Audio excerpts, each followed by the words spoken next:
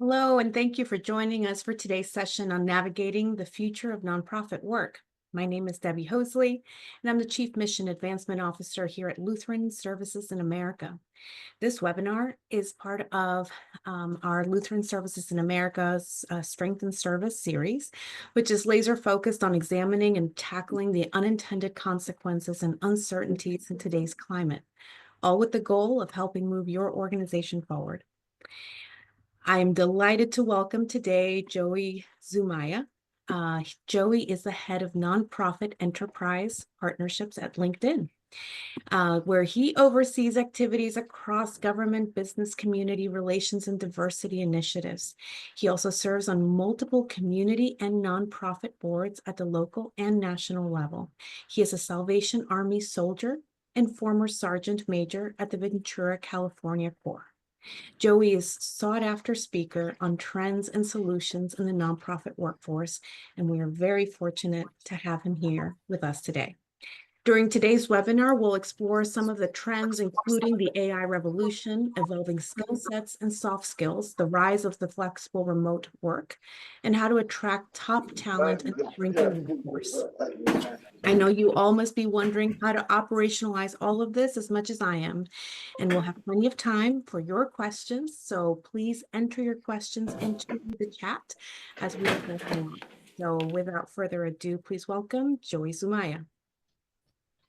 Well, hello, everyone. And thank you for that introduction, Deborah. It's good to be with you. I was about to say good morning, but I'm on the West Coast, so I'm going to rephrase that as happy Tuesday. It's going to be an eventful 48 hours that we have in our nation. And I know it's primetime real estate with everything going on in the world. So I appreciate you showing up to spend some time with me talking about what I hope is a valuable and relevant topic, which is how technology and things going on in the world, particularly AI, are impacting the way that we as nonprofit leaders and professionals do our work.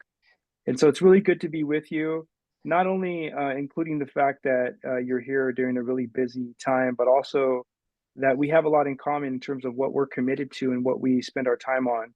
I'm really grateful for everybody on this call who has devoted their careers and their time in service of others. And you all have such an admirable and respectable mission and vision that it's really cool thing to be a part of, even in the capacity of being a guest speaker at this venue.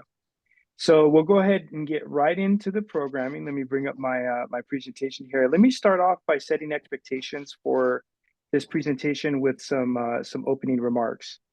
Whenever I speak to a group of people, one thing that I often reference is what I call the success criteria, meaning that if I'm speaking to an individual or a board or a conference or a group of people, I always ask myself, what is the success criteria of what I'm trying to communicate? Or simply put, if I got everything horribly wrong, but I still got one thing right, it would be successful. So that's the success criteria.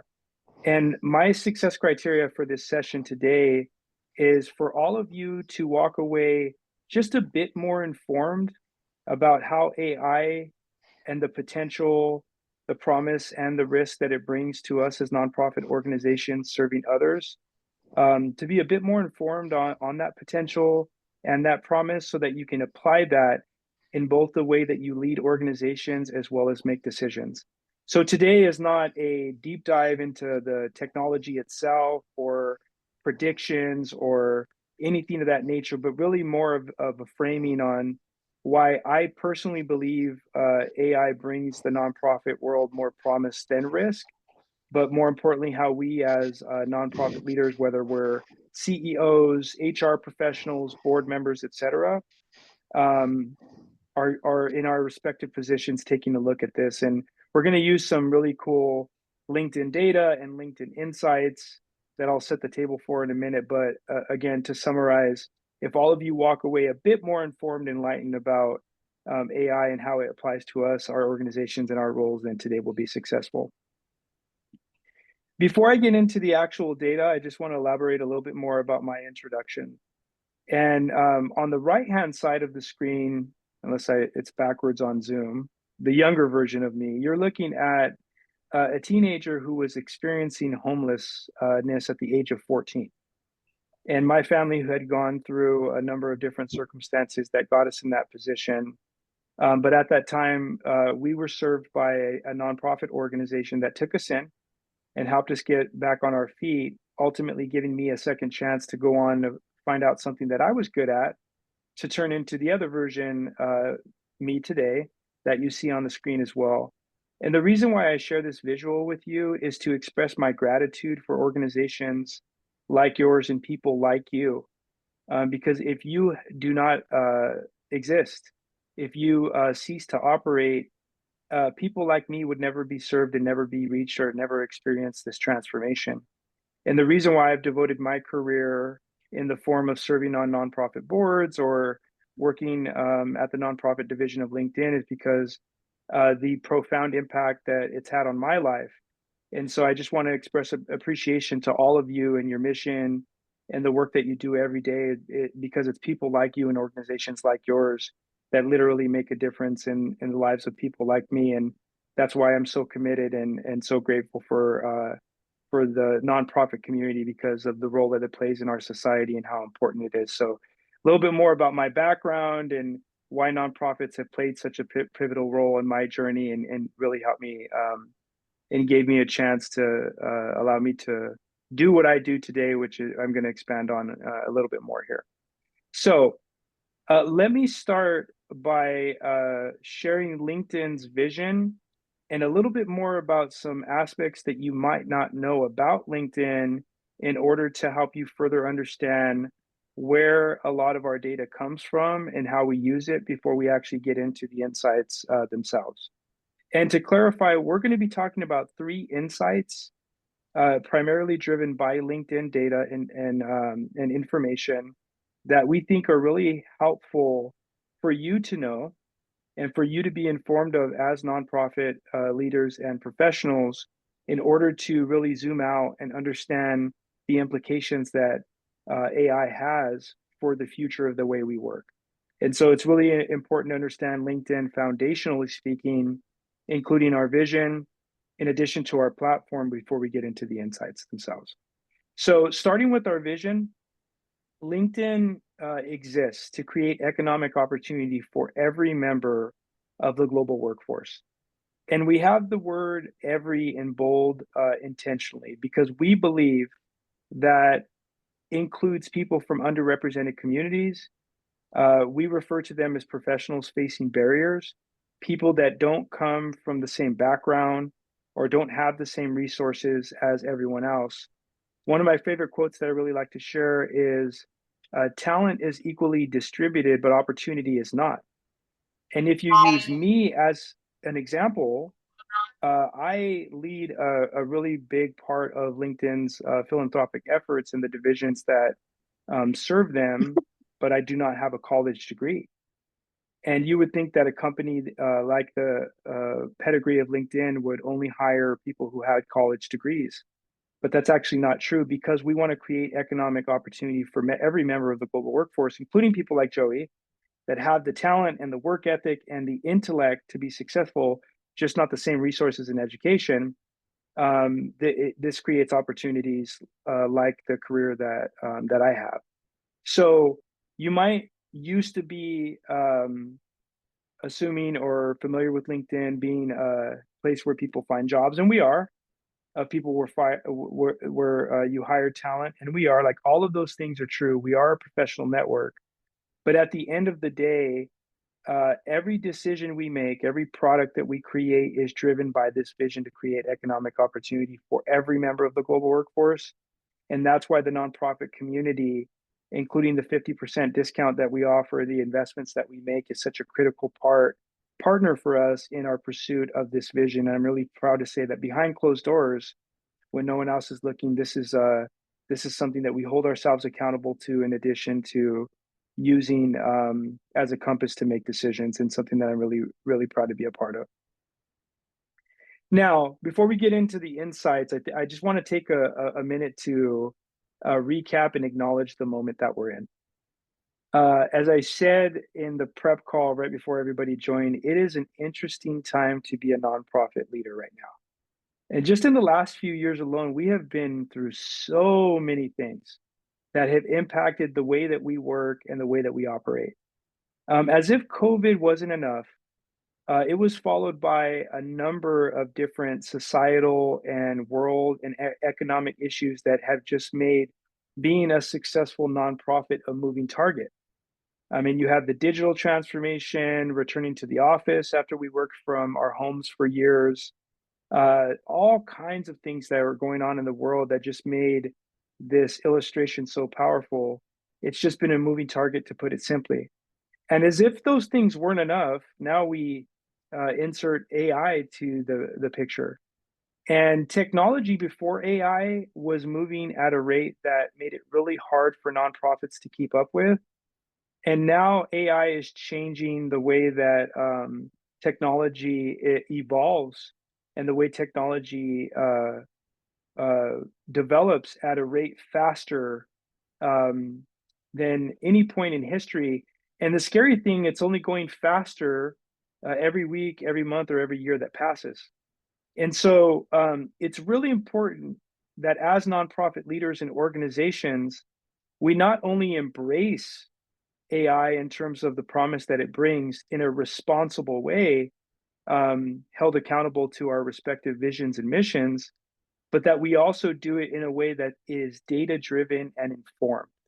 And that's why we attend so many sessions like this, where we have a chance to speak with people who are in the field and on the front lines doing this work, because AI will be one of those things that, similar to if you went to another country and you did not speak the local language of that country, it would really make it hard for you to operate, let alone like communicate, or communicate, let alone operate and actually go out there and get things done. Similar to that illustration, if you are not informed or fluent or versed in the impact that AI has and the promise that it brings, then it's going to be really hard to not only benefit from those things, but to be relevant in the future. So for us, we really consider this an existential matter for the nonprofits that embrace and apply AI in a responsible way. You're going to see them be able to adapt and to move forward into the future. And for a lot of nonprofits, for those who don't, they're going to be left behind. And so it's really important to have a really good starting point and to continue down your journey of understanding AI, because it really is the future, for better or for worse. So I like to share this illustration to drive that point home.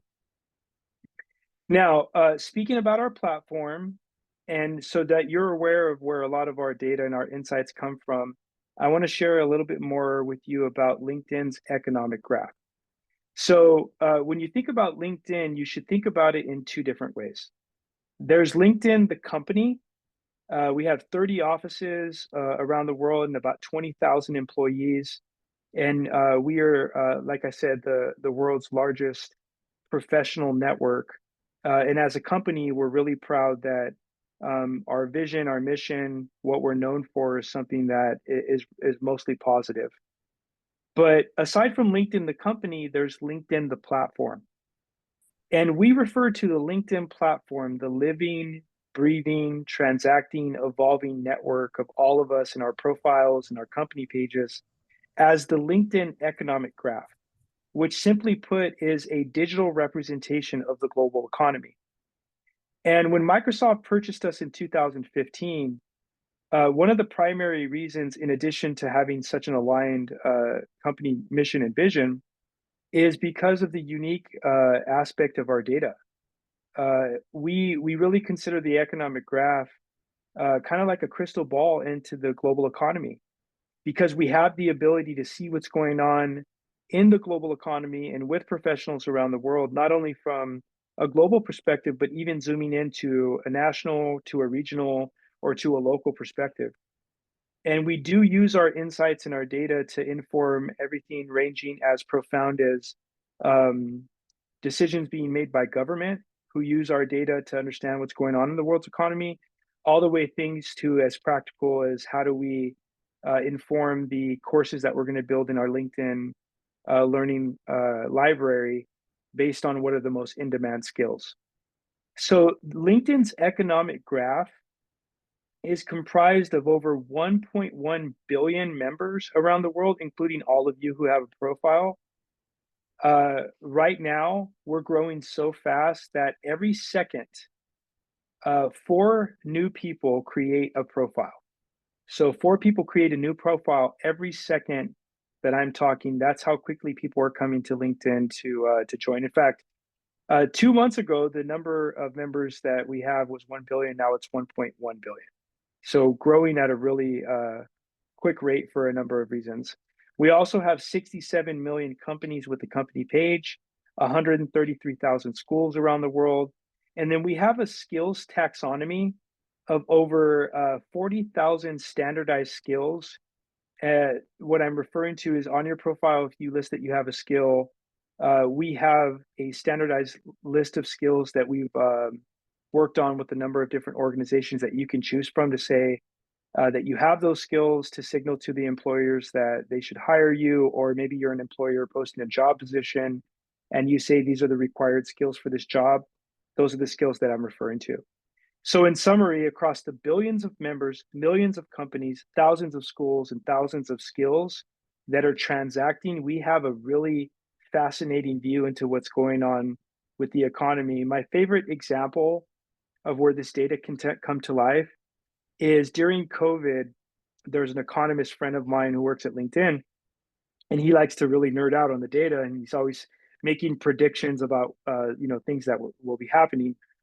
And when people were moving locations and leaving companies during COVID because it was such a moving target, he reached out to me and said, "Hey, I have a prediction that we're going to see some kind of interesting headline in the San Francisco Bay Area," because he noticed that there was so many people in San Francisco that were changing their locations from San Francisco to other parts of the country and moving from one company to another at a rate that was just obvious and noticeable. And sure enough, about a week later, there was a headline in the newspaper that said that U-Hauls, the rental of U-Hauls to move your stuff in San Francisco, were so high that it cost you about $2,000 just to rent a truck, because so many people were moving out of the San Francisco Bay Area, as validated by LinkedIn data. So that's a fascinating example of where you could really see what's going on in the world.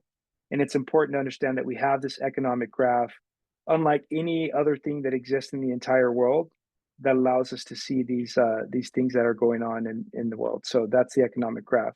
Now, zooming in on the nonprofit sector in particular, out of those billions of users and millions of companies, this is what our last snapshot of the nonprofit data looked like on LinkedIn. So I'm a leader in the part of LinkedIn called LinkedIn for Nonprofits. Some of you are our customers or use some of our free features on the platform. We have roughly 30 million nonprofit professionals. So on your profile, if you say I work in the nonprofit industry, you're counted in that group. We have over 1 million nonprofit organizations on the platform that have a company page, including many of your chapters around the country. We have over 3,000 customers that we work with. About 550 new nonprofits sign up to work with my team every year. And then we have a staff of about 100 people around the world that support this nonprofit community. So not only do we have visibility of the world's economy, we actually, zooming in, have, just like we do with healthcare or government or technology, an understanding of what's going on with nonprofits. And it's from that data and from those insights that we're able to share with you some of the things that I'm going to be sharing with you today that we'll get into now. I just wanted to set a foundation to help you understand where a lot of this data and this goodness comes from.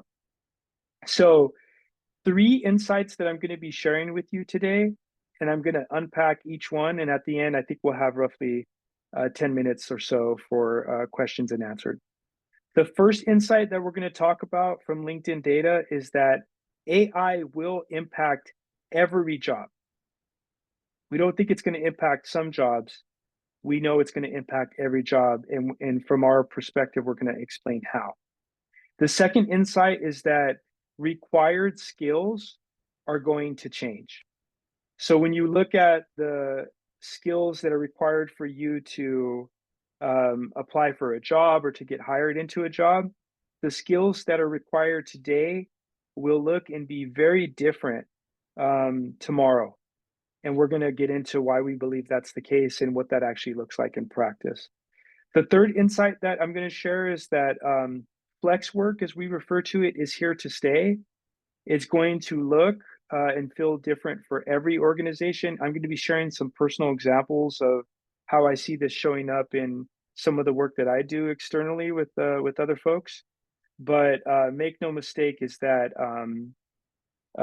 required skills flex work is here to stay. And so excited to share some of these insights with you as we go through each one. Let's get into the first one of AI will impact every job.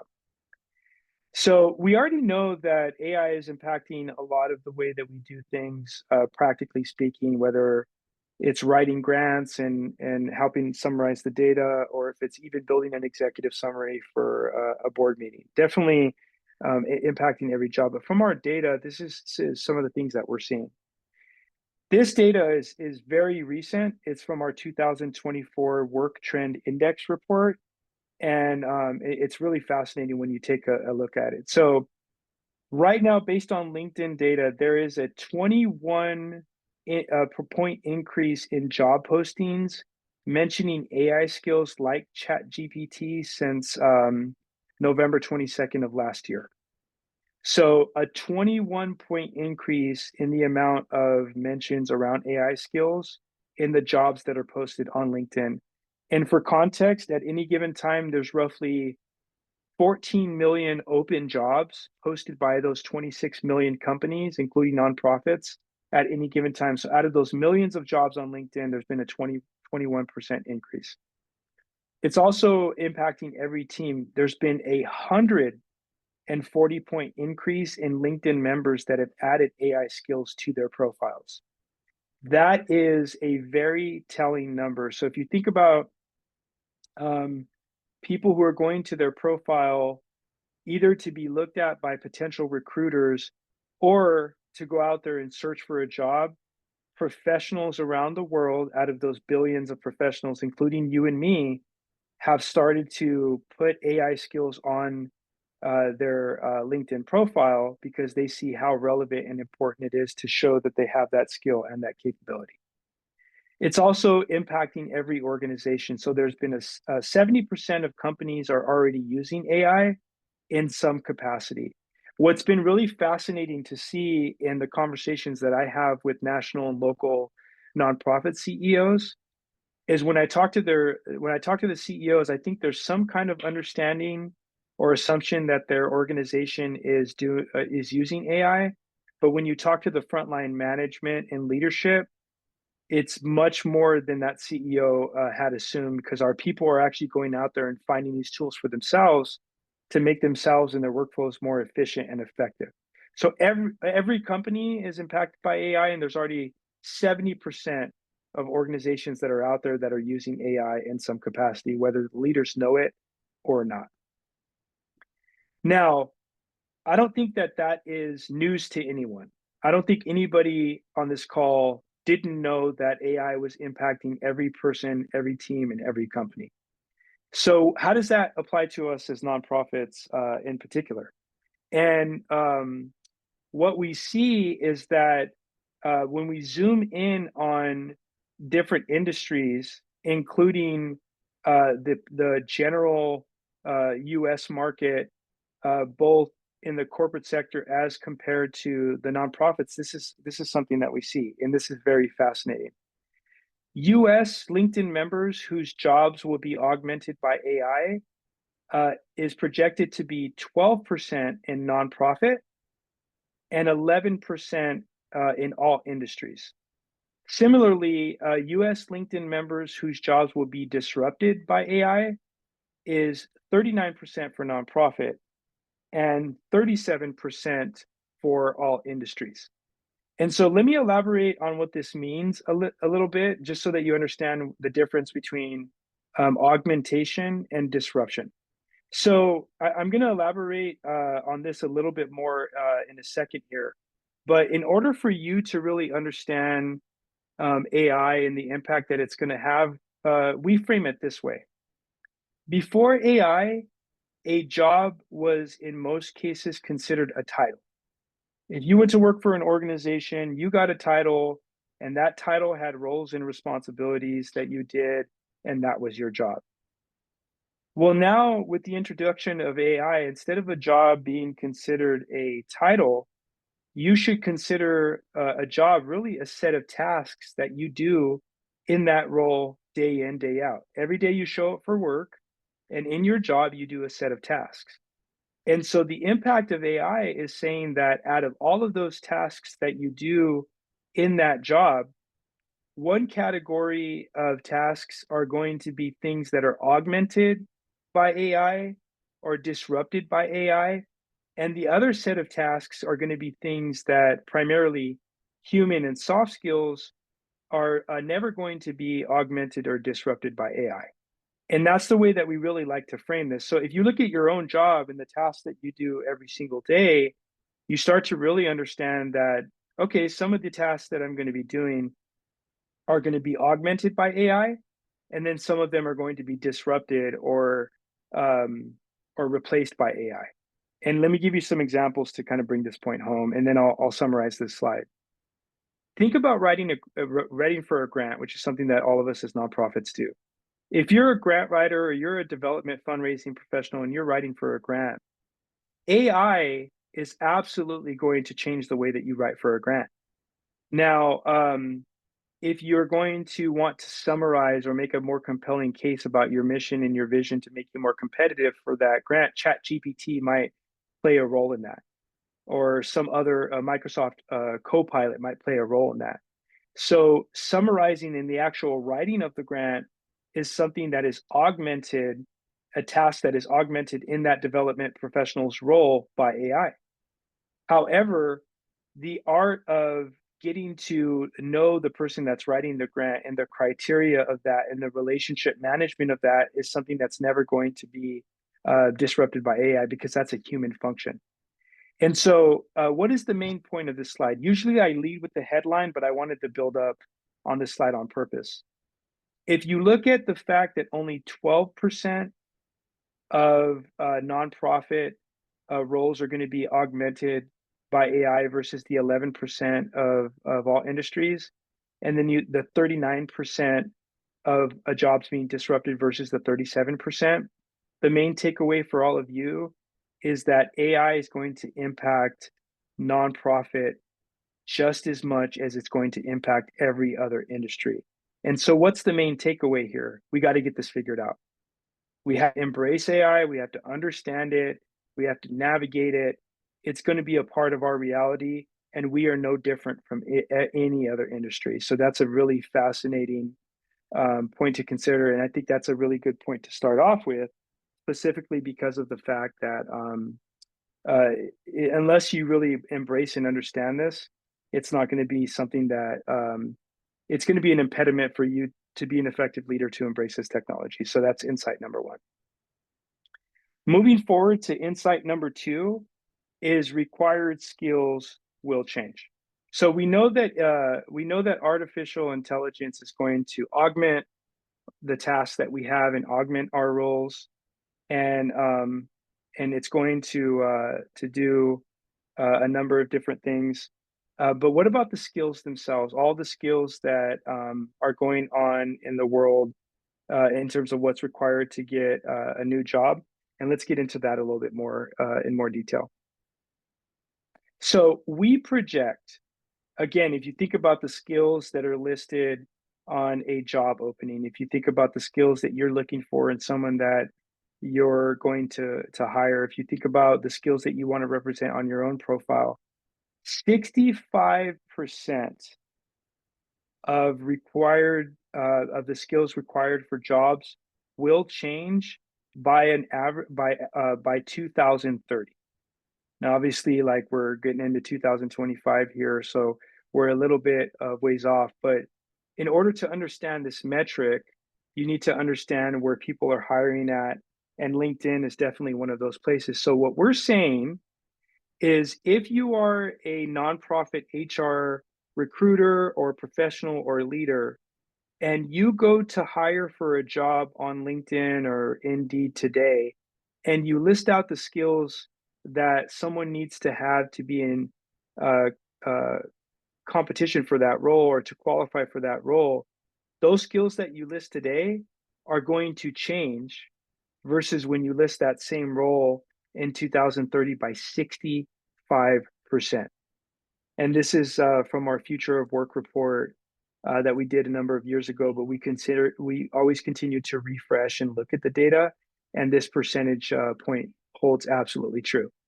And the reason why that is primarily because of the impact that technology makes and AI, because of everything that's going on. And this is where that framing of the task that I was referring to earlier is very salient.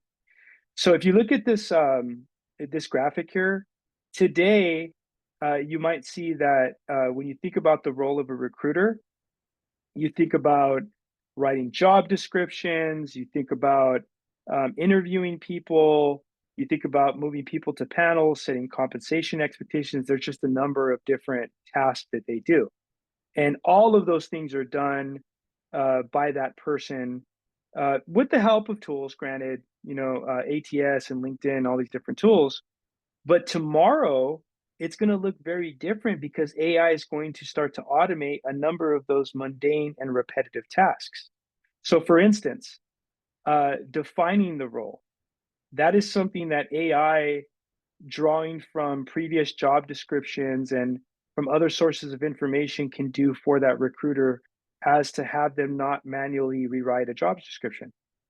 The second task, sending the outreach to the candidate. Hey, I want LinkedIn to be able to go out there, and instead of me doing a manual search and building a pipeline of people that I can hire, I want AI to do that for me.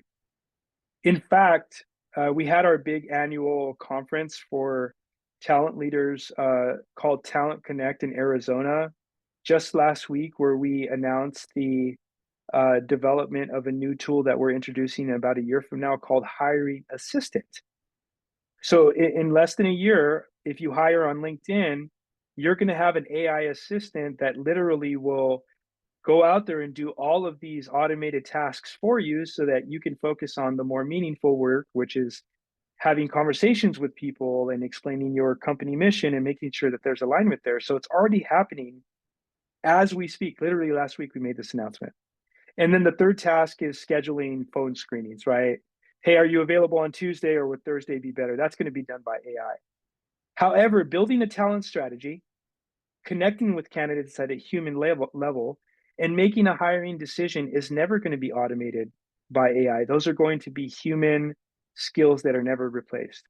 And so, going back to the comment I made earlier about embracing AI under the premise that we can delegate or automate unnecessary tasks that technology and AI can do for us, freeing us up to focus on what matters most, which is relationship building and serving others and fulfilling our mission, is the promise that AI brings to the nonprofit industry and nonprofit organizations. Just to take a little detour here, I serve on the National Board of the Salvation Army, where I currently oversee the strategic planning process for the organization in the entire country. And we've been working for about a year to really dive deep into what the strategic plan should be focused on. And to no surprise, it's really a people-centered strategic plan.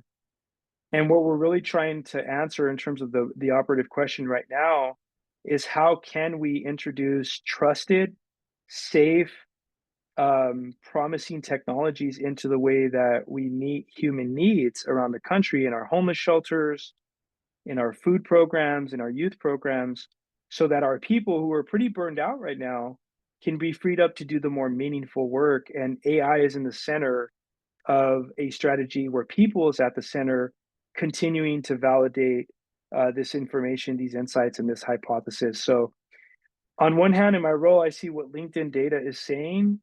And then externally in my service positions, I see it validated firsthand, as in the example of this strategic plan. So definitely really important and helpful things to consider in terms of how there's tasks that we do in a job. These tasks will either be augmented by AI or disrupted by AI, and how can we get there in the safest yet quickest way possible for the sake of growing and sustaining the impact that we have as an organization. So This is where you see required skills will change and the reason why. What you're looking at here is from our 2023 Most In-Demand Skills Report. And every year we do this report where we take a look at all of the open jobs around the world, from the openings that are on LinkedIn, from the companies hiring for those roles or offering those positions. And then in aggregate, we say what across all these open roles, what are the most in-demand skills? And we come up with a top 10 list.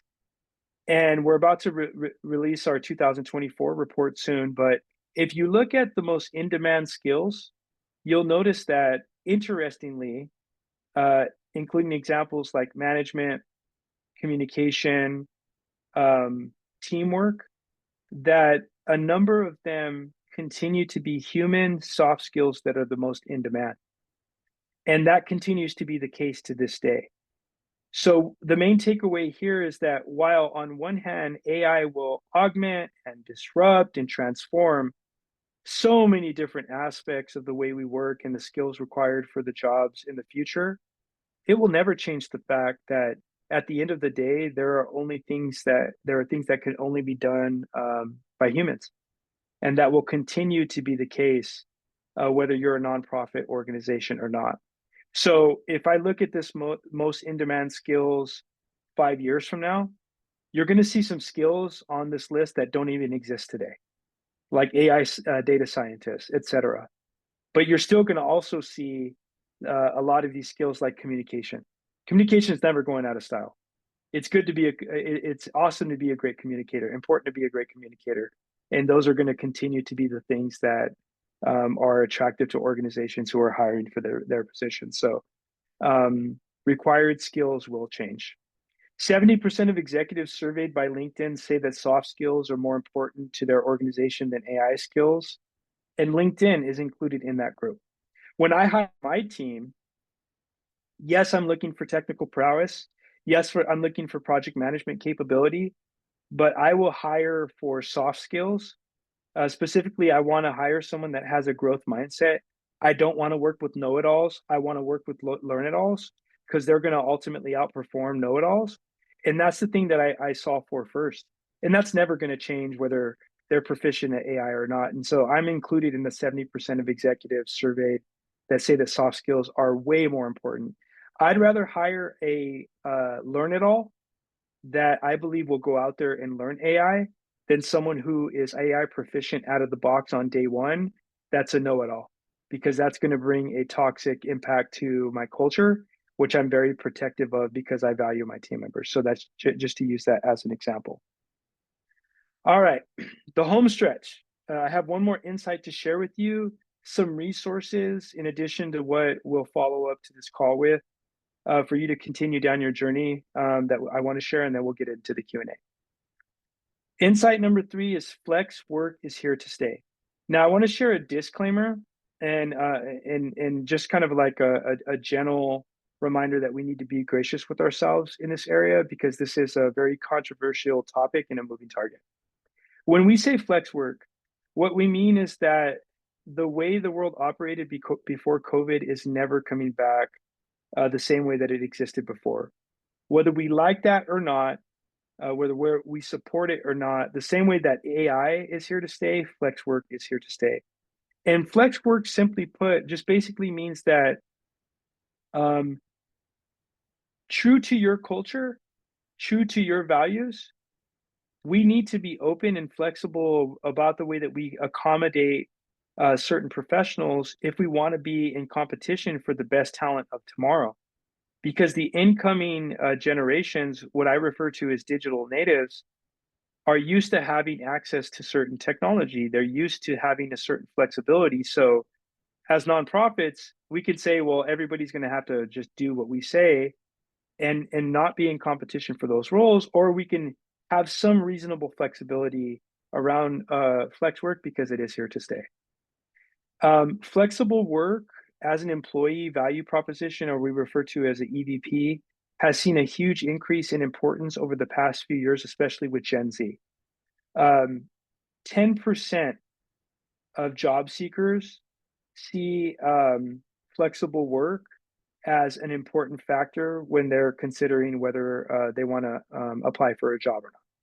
And there's been a 14% increase among Gen Z job seekers, which increasingly will be the majority of professionals at some point from 2021 to 2023.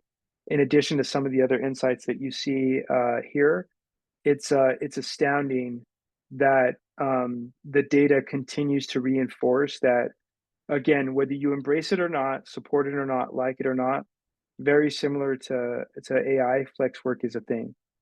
At LinkedIn, the way that we manage this as an example is we believe every part of our organization is different. Sales is different than engineering, product is different than HR. So we give the VPs of their divisions autonomy to decide on what this looks like for them, under the premise that it's not about preference, it's about productivity. Where can our people do their best work? And how can we structure a work arrangement that allows them to be productive and successful versus the employer saying, well, here's what I demand, or the employer saying, oh, here's what I want. It's productivity over preference. And when we anchor on productivity, including how to best support our team members, that's where we find the most amount of engagement and morale. And that's the way that we've managed it. I'm going to go back to the earlier slide just to summarize everything that we said and kind of give it a voiceover. And then we'll get into some resources that hopefully are available to all of you, or valuable to all of you, not available to all of you. And the three key insights were: AI will impact every job. Sometimes it's going to augment a task. Sometimes it's going to disrupt a task, but whether we like it or not, it's going to do it just as much for nonprofit as it is for the private sector. Required skills will change, and it's going to only go faster over time, impacting the way that we hire and the people that we bring into the organization. And then flex work is here to stay. These are things that I think are really important and helpful to know as a nonprofit leader, whether you are making decisions for the organizations or you happen to be on the front line doing the actual hiring as well. So to bring us to a close before we get into Q&A, I know we're going to have about 10 minutes for that. I want to share some resources with you that will be included in the follow-up in the recording of this call.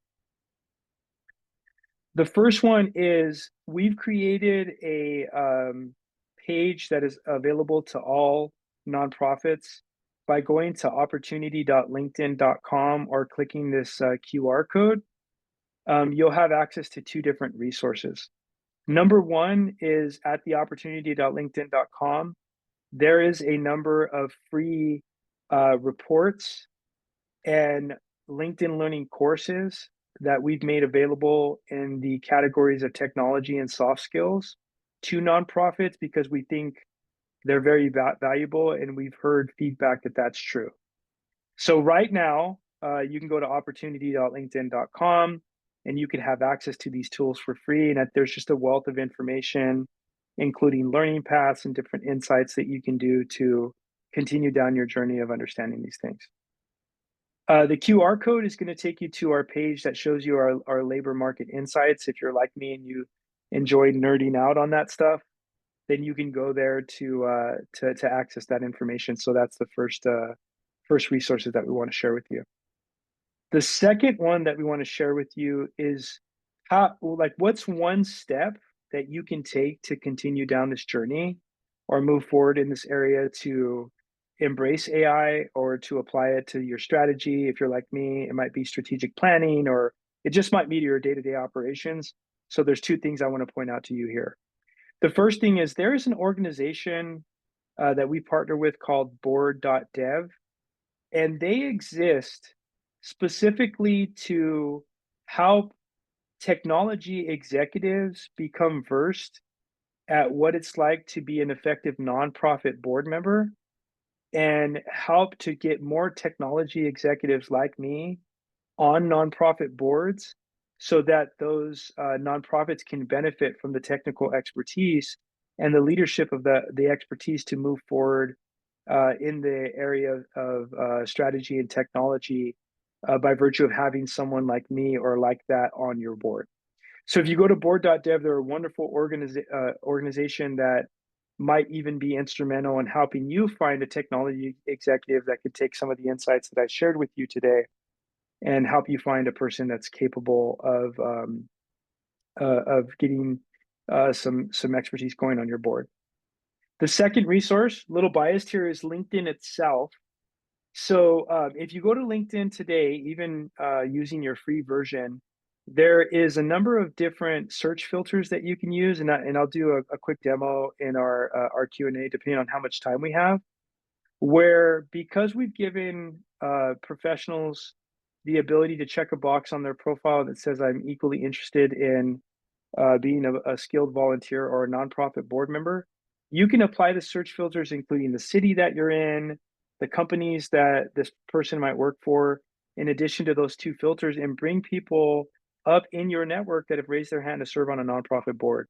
So we encourage you to look into using that for your board recruiting efforts, because it's something that we've heard feedback on that is very helpful to nonprofits. And so you could start to see the theme here, or the advice is get someone who knows technology on your board. Bring them into the conversation, into the decision making, into the priority process, the strategic planning, because that's one of the quickest and most valuable things that you can do. And with that, we can get into Q&A. In fact, I'm actually going to stop sharing for a second. Before we get to Q&A, I'm just going to show you a quick demo, since I do have a couple of minutes here to show you what that search process looks like if you're going to be doing some nonprofit board recruiting on LinkedIn. Okay, so here is LinkedIn, and we're looking at my profile here. And I'm just going to do a quick demo about how you find people in your area that might be interested in serving on a nonprofit board. Pretty identical process to whether you do it on the website or the mobile app. And this is how it works. So you come to the search filters and you click in the box and you just hit return. And when you hit return, you'll see that on the very top of the website, there's a number of different search filters that you can choose from. And I want you to click all filters, which brings up the entire list that can boil down your search results. Now, I'm going, just for the sake of illustration, to go down to the geographical search filter. And I'm going to, after I click all filters, enter a couple of different ones that this one's showing post. When I come down to locations, I can add a location. Let's just say I want to add Los Angeles, California, as the area that I'm looking in. Remember, the thing that I click first was people, because that's going to bring you to this menu.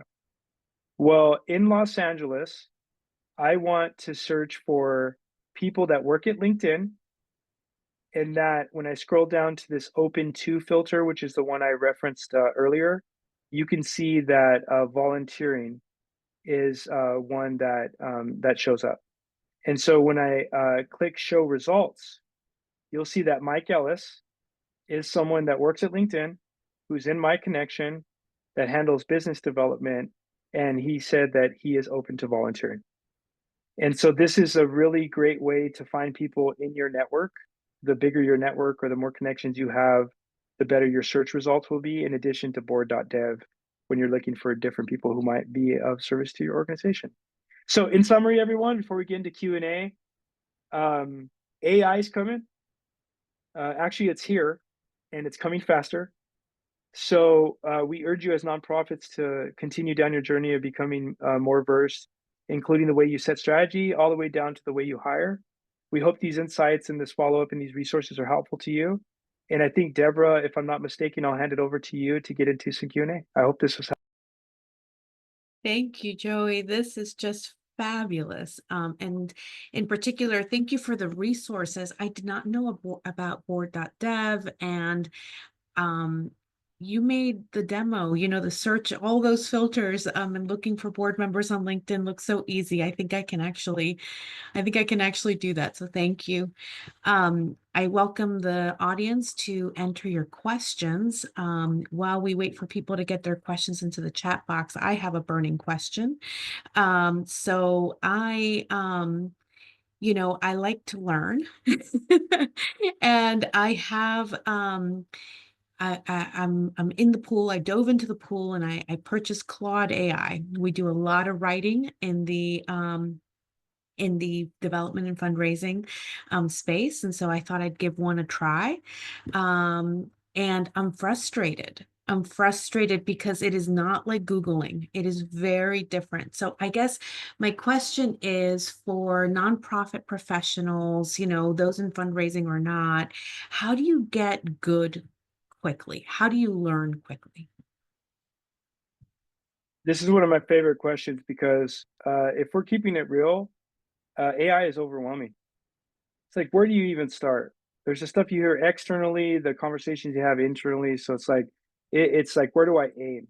So I think this is a really good question. The best advice I've got and gave on where to get a starting point is instead of coming up with an AI strategy, you should actually just have a goal to find an AI win.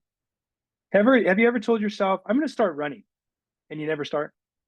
Versus, I'm going to go for one run and then you find out that you can kind of build from there.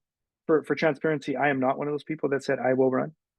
But the point holds true. If you look at your job and you start to inventory some of the tasks that you do on a day-to-day basis, pick a task or something that you do every day where you think you might be able to bring AI, whether it's Chat GPT or another tool, into your workflow. I use grant writing as an example. I use taking minute notes an example. Anything that you can do to automate a task that's not necessary for you to actually do it yourself, using Microsoft Office or Google Apps or whatever tool you use today, you're going to see that that's the best starting point. So find one AI win instead of coming up with an AI strategy, making it much less overwhelming and much more practical for you to start down your journey. I love that. Find one AI win. I just put it into the chat. That's really, really helpful. I think on the other spectrum of it, how do you make sure you're not automating too much? I mean, especially in the nonprofit space, right? Relationships and people and connecting with people is really important to do it authentically.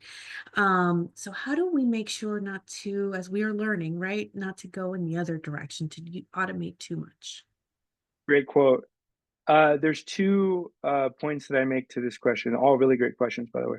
Everyone, I did not pay her to ask these questions. The first one is, it is easier to edit than to write. It is easier to edit than to write. So when it comes to writing tools, the approach that I take, and also as to not over automate, is I have AI draft something that I will edit instead of write something that I will approve. Because for me, the hardest part is getting started. If you were to tell me, hey, and Natalia does this on my team all the time, I tell her to send me, something that I can edit versus having her schedule time for me to write something. And I could spend my energy, and less energy is needed to spend time on making something that's been drafted better versus then creating something from scratch. So it's easier to edit than to write is a great AI principle that I think about, whether it's writing an executive summary or a donor letter or a board meeting pre-read, right? Have AI draft it for you and then you edit it, literally cutting the time that it takes and the energy it takes in half. And the second thing that I would say is the thing that you should anchor on relative to using AI is authenticity. You never want to use AI at the cost of authenticity.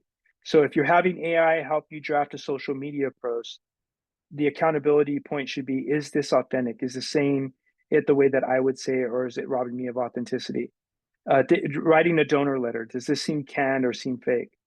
And coincidentally, it's easier to edit than to write, and then anchoring on authenticity are two very complementary things. And so those are some things I would say in response to that question. Just entered that into the chat too. Easier to edit than to write. Great way to approach AI. Yes, I did successfully use AI to draft a meeting agenda, and I actually came up with way more effective questions, because I was able to edit. So I think that's a really great, great piece. You know, What do you see at LinkedIn from your perspective at LinkedIn? What do you see employers are, helping? What are the ways employers are helping their employees upskill? So as heads of different departments, how do we help our teams, really upskill in quick and effective ways? Yeah, it's a good question. Well, first thing is driving point. I guess I'll start at the top of the organization and work my way down to the team level. I think that's a healthy way to approach this question. As leaders, there needs to be an embracing of technology and an openness to acknowledge that AI is here and that we want to, in a safe and trusted way, start to implement AI into the way that we serve our beneficiaries or operate as a nonprofit.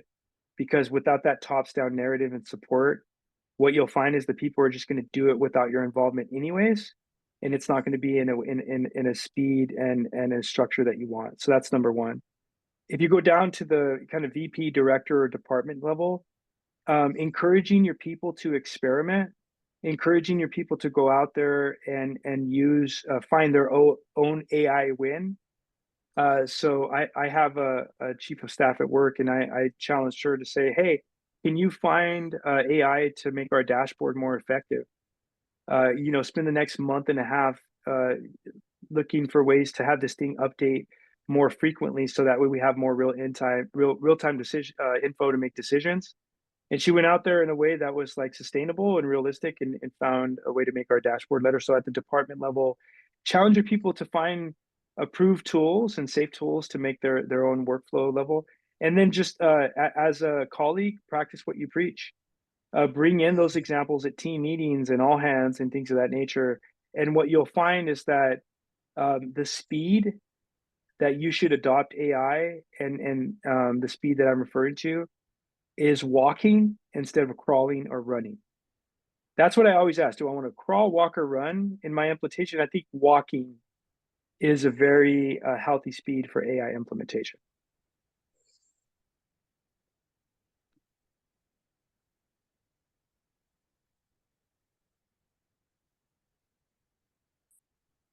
I couldn't type quick enough there. Sorry. One final question, I think, that's coming from the audience, and I think this one will round us out here. So in the last couple of minutes, um, the question is, our organization is pushing us to return to work, but many of us have found flexible workplaces to be preferable. How do you make the case to the leadership that flexible workplaces will help with retention and recruitment? Great question, and and I think this is going to bring us to time, so I'll do my best to answer it. This is a tough one.